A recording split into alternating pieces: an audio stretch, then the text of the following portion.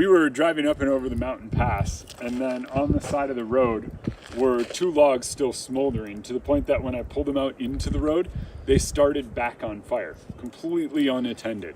Nobody in sight, and we haven't seen anyone in a very long time. This is how wildfires start.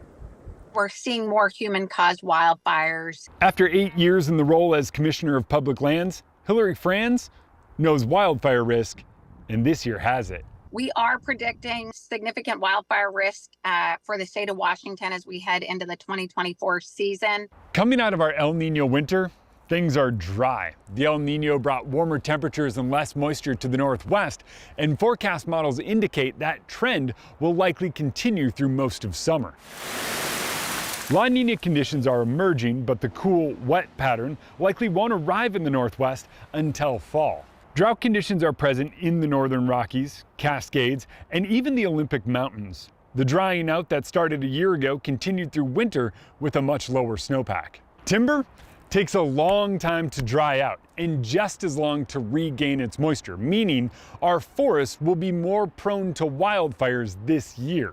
When timber burns, it creates the most smoke and air quality concerns, even though it's not what typically gives us the most acres burned in a year. That's grass, or fine fuels. An abundance of moisture in southern Idaho and eastern Oregon this year allowed those grasses and fine fuels the ability to thrive. While that might sound like a good thing initially, those fuels typically dry out quickly in the heat of summer and ignite easily and burn quickly.